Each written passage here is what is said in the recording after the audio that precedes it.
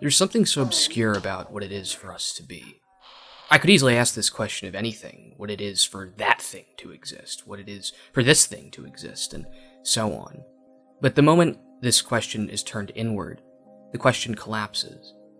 The first things that appear before me are my memories, instances of times past with my mother and father, with my sister or friends from school. Each of these presents itself as though it were some deep ground on which I can stand, some certainty evident in the fact of the experiences I had. But as I further consider, I find that these things are little more than drops of rain washing over me, covering me in their thin residue without any content unto themselves. No, they are forms of stories I've told myself, show-type tokens of yesteryear whose resonance in me sounded so that now, as my mind attempts to discover itself, it has only recourse to those moments of intenseness so great that they forever mar it. I think of my mother's face and my father's clothes, my grandmother's kisses and my sister's nose. I think of one friend's words during a drunken stupor and of another friend's help when we studied together. Moments are all I find. And yet when I look in me, as I turn the mind's eye inward, I suppose it only ever finds itself in these things, hence Descartes' world-famous aphorism, cogito ergo sum. I think, therefore I am. Hence also the scholastics' dictum, nihil in intellectu quod non prius in sensu. Nothing is in the intellect which is not first in the senses. What I once lived and sensed, I now remember and think as a pale reflection of the past. I was in those places, in those times, but I feel in me now nothing of the sort which indicated them as they were. As they were, I felt a strange otherness to them. In the sight of my friend was the sight of someone like me, but not me. Someone whose difference from me was presented in all its truthfulness, all its being other than myself. But when I call him to mind, yelling in the inner forest of my thoughts, I find nothing but myself. When I saw him, I saw nothing but an image presented to me of him. I recall as I saw, and yet I feel not as I felt. How is it so? If I only remember secondhand what was given to me firsthand, then is my memory of my encounters truthful to them? The 20th century philosopher Edmund Husserl wrote of memory that it is in a continuous flux, because conscious life is in a constant flux, and it's not nearly fitted member by member into the chain of those memories. Each time I remember anew, never calling to mind that exactly called before. I'm never experiencing, even in my memory, what I hitherto experienced. Everything new reacts on the old. Its forward to moving intention is fulfilled and determined thereby, and this gives the reproduction a definite coloring. Hence, when I look inward, I never seem to look at me, but at something else. For I do not exist as I am when I attempt to see me.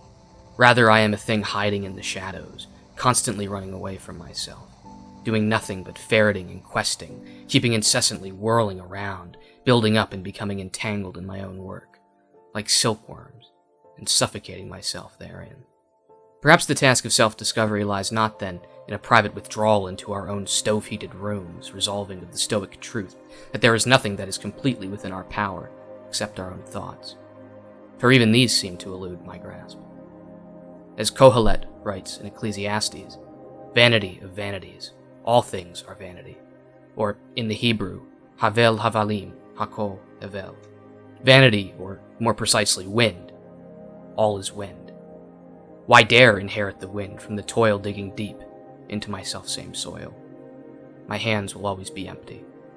Hence, the existentialist philosopher Martin Heidegger, an unfortunate man in his own life, wrote that, insofar as I am Dasein, a being in this world, and insofar as I am this, I am Mitsein, a being around others.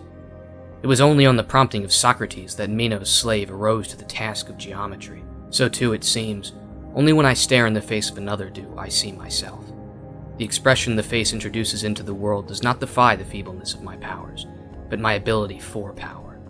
The face speaks to me, and thereby invites me to a relation incommensurate with the power exercised, be it enjoyment or knowledge. Perhaps it is only in friendship, then, that I find myself, for good men, says Aristotle, consensus, feels sweet, because they recognize the good itself, and what a good man feels with respect to himself, he also feels with respect to his friend. The friend is in fact an other self. But here I find a dilemma.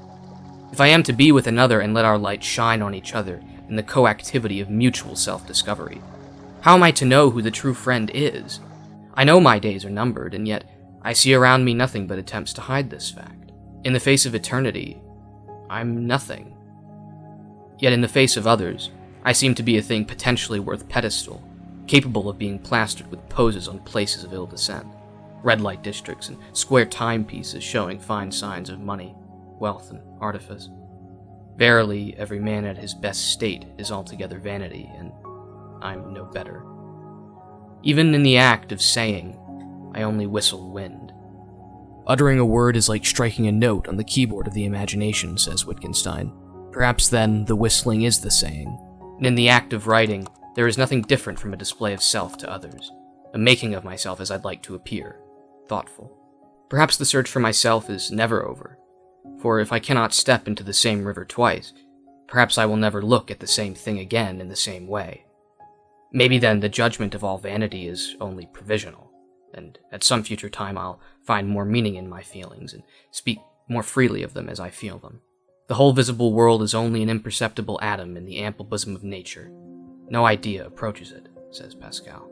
Maybe the task then is to go out into the world and to approach it head on, to always find something new and to inquire into it as deeply as I can, to keep trying freely, to progress in the consciousness of freedom.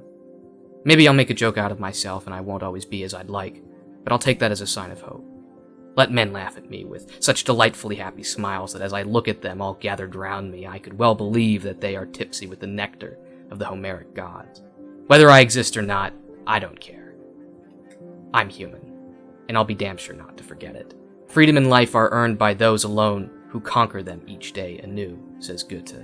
Perhaps this is no final answer to my thesis question, but it certainly gets my job done. To exist or not is meaningless. To choose to be present at all costs, to choose to exist. Here alone, my meaning emerges. This is Mr. Amazing. Thank you for watching.